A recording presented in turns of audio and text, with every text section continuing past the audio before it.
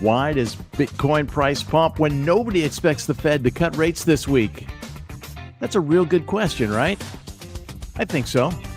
Hey guys, it's Keith Allen. Hope everybody had a great weekend. I sure did. Had a great Father's Day weekend. Backed away from screens, spent some time with the family. Came back to, actually a pretty good start to the week with markets pumping. And, obviously we have a Fed rate decision coming up. So why? Why are things pumping when everybody knows there's not going to be a rate cut coming up on this week's meeting, right? So let's dive into that and see what that means. In this analysis, I'm going to take a look at why we have so much volatility, what key levels I'm looking at, and how I'm trading it.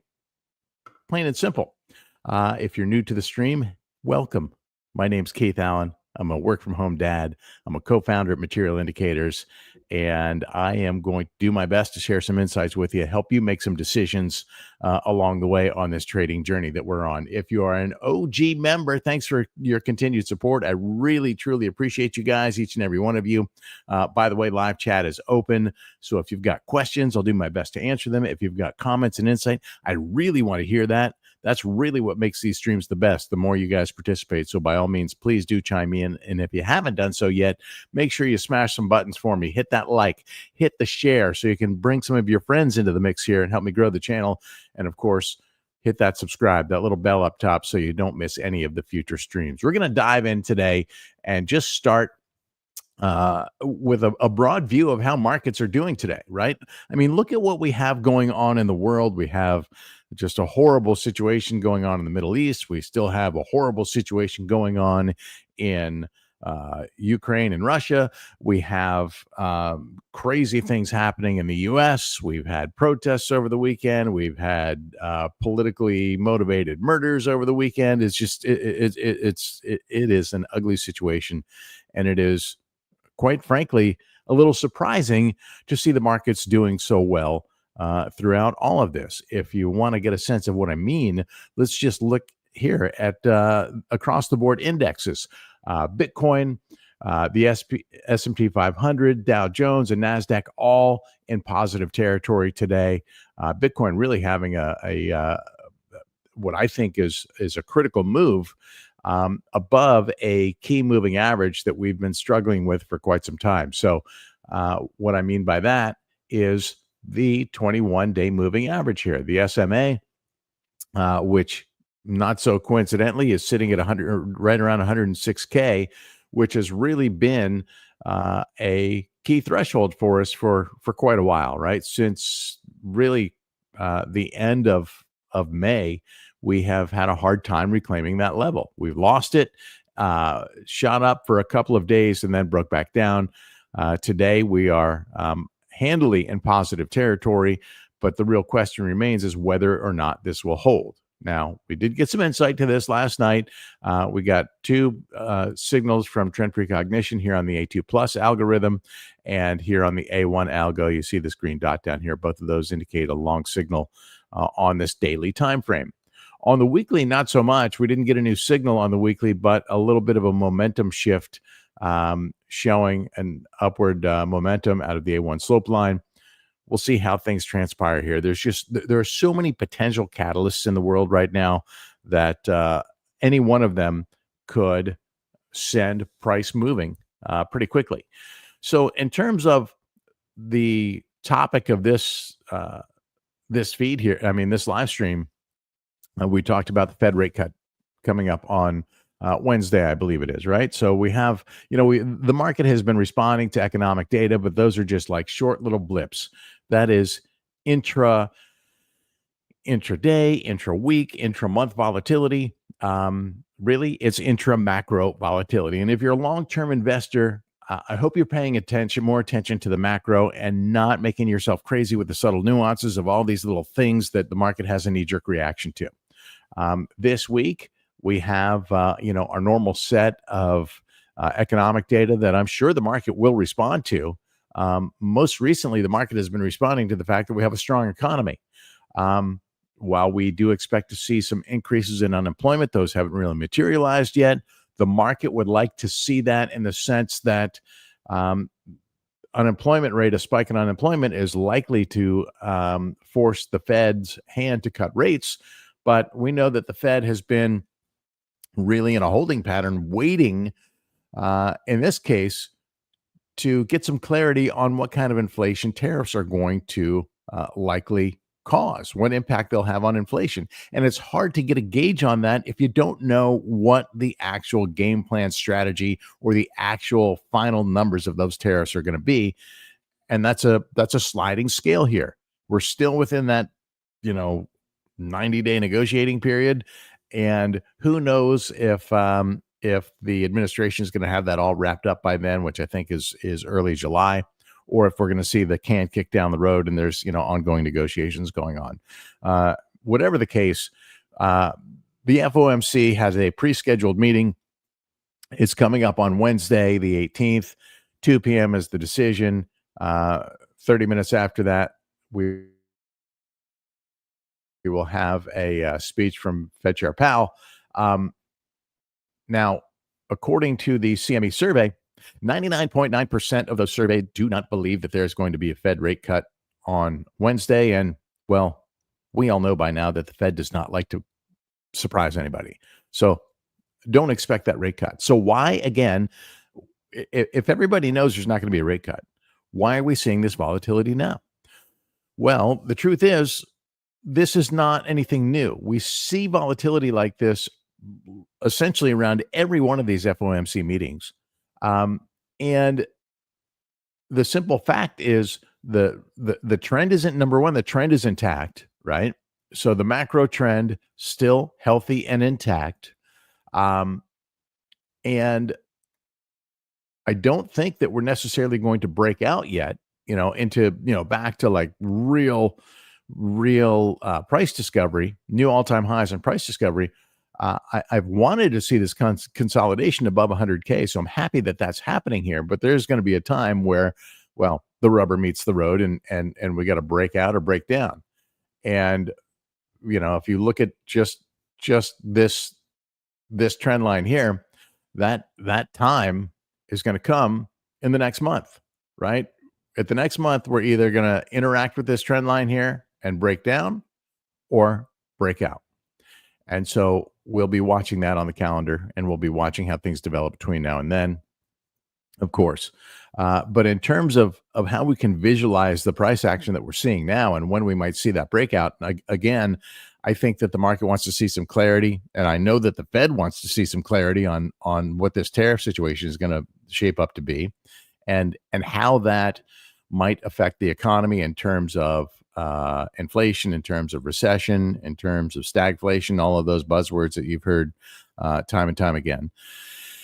And the other part of it is the volatility happens because whales and market makers are exploiting the speculators and the degens and the gamblers and the order book, right? So don't be surprised if we see this volatility work in both directions through this week, right? At the moment, we have, we had seen some bids pushing upwards. We also saw some ask liquidity moving upwards, or pulling, I should say, like this block of asks right here.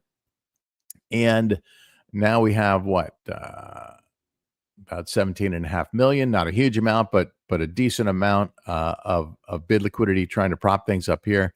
I'll be honest with you, when I see new bid blocks come in like this, I tend to not trust them so much. And so you can see this one was a mover, came in, pushed price up, price responded. I would, if price dropped down to here, I'm not sure that this will hold.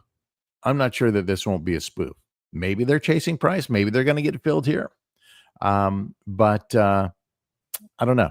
I tend to be skeptical about new liquidity until it's proven itself. So as it stands, what really needs to happen, in my opinion, is, for this bullish momentum to continue, is price needs to hold above this 21-day, the green 21-day moving average, right? So we still have a few hours 4 hours to go before the candle close. We'd need to see a close above this level. And then we also want to see consecutive candles above that 21-day moving average. Excuse me, without any wicks below. So this is really the key level that I'm watching, right? Watching this 21, and obviously want things to hold there. Now, let's say that we have a nasty breakdown. Let's say that we have a catalyst, whether it's geopolitical or economic or whatever it is, that sends price moving the other direction. And we could get that from Fed Chair Powell, right? We know there's not going to be a cut, so that's not going to be a surprise. But what the market's going to be listening for is his tonality and any breadcrumbs or Easter eggs he drops along the way in terms of his feeling and the committee's sentiment on the economy. If the sentiment is, hey, we have a strong economy, then the market's going to respond well to that. If the sentiment is, hey, we're still waiting for clarity on what tariffs are going to do because they've not yet really worked their way into the system, they're just starting to, that's not going to be much of a surprise to anybody because we know this. He's said this before. Where it could get ugly is if he says, we are seeing indications that tariffs are going to cause considerable inflation or put us on a trajectory for a recession. Those are words, recession and stagflation are words that the market really does not want to hear. So that's what I would be listening for. And we can expand on that as we get closer. We've got another couple of days before we get to that event. But I really think that that's what the market is going to be listening for. So you could consider that. You can consider these events noise because they do create some volatility that tends to level out. The difference with an FOMC meeting and Fed Chair Powell in particular is his views do tend or have the potential to have macro implications, right? So if it's business as usual, hey, we're still waiting because we need more data to tell us about tariffs, what the impact of tariffs are going to be, then we are likely to just see more of this chop. There will be some spikes, there will be some dips, but all in all, consolidation likely to continue. Whereas if he gives us a hint of something that has some clarity to it, either positive or negative, then the market is going to likely respond to that, and it could have macro implications. So again, key level here, the 21-day moving average, that's the green one here. And in terms of breakdowns, another way we could view this, I put this together on another chart here. This is really, in my opinion, the very critical range here. We have our all-time high. We have our yearly open down here at 93.3. And anything in between is fair game. Yes, that's a massive range, right? That is almost a $15,000 range, or actually almost a $20,000 range. That's huge. So it's difficult to consider that a range per se. The trend line runs right up through here, as I showed you. The trend line runs right up through here. So if things were to break down, I would look at this trend line, obviously. I mean, the first line of defense is going to be this the 50-day moving average. Then that 100K level, it's very close to the trend line here. And then if things get nasty and we have a breakdown, that yearly open is right around here. And that's just the absolute, for me, line in the sand for this market. We do get overshoots, which is why I'm not married super tightly to the trend line. Like we've seen it breached before, but those candles tend to recover by day or week's end. So those are things that we'll watch. Of course, the other aspect, something that I've watched for quite some time that I've shared with you guys before, is the weekly moving average.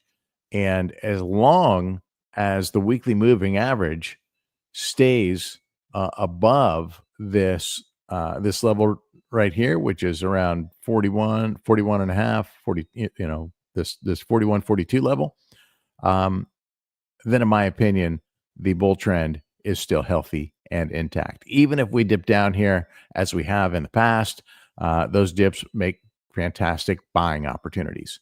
And on that note, um, did anybody happen to buy the dip last week? We had a nice one. Not a lot of opportunities like this. That one paid off for me. If I've shared this with you guys before, it's the MTF mean reversion indicator for material indicators. If you have not seen this one before, I posted something on it earlier today, and there's a link to learn more about how mean reversion works.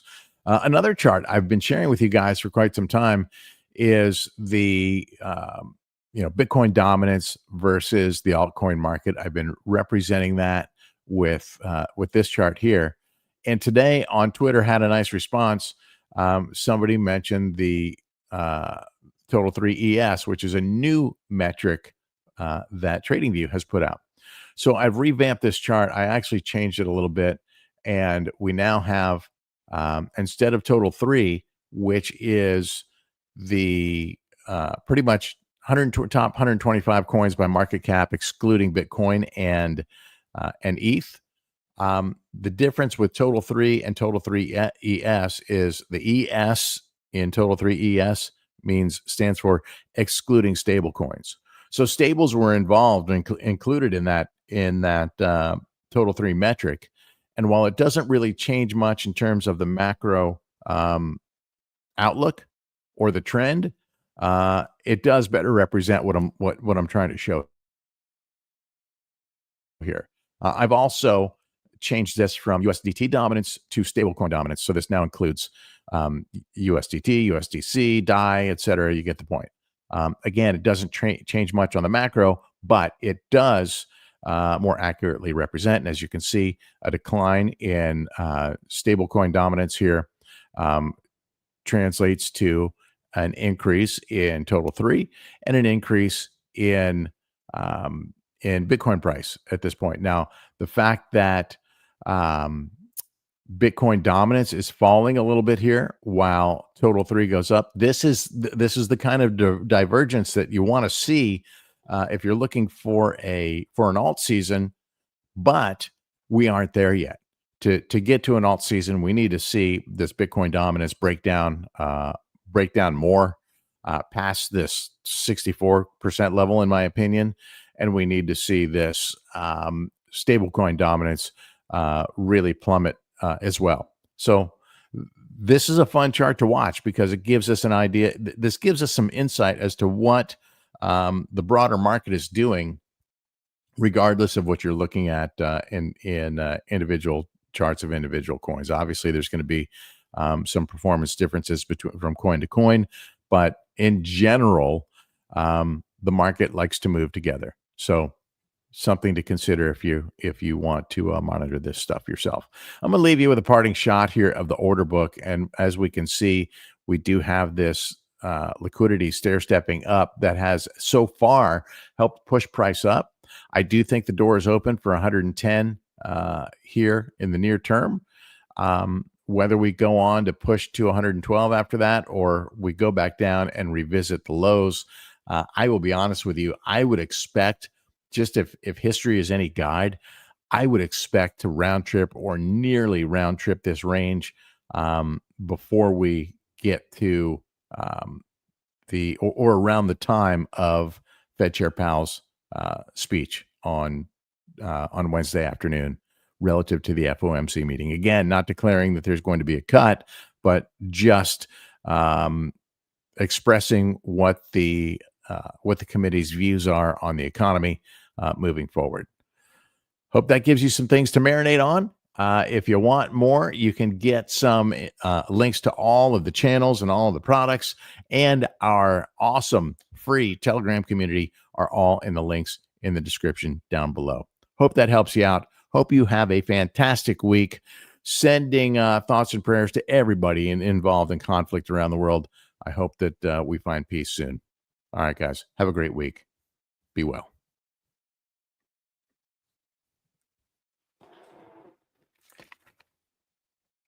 Hello. Yes.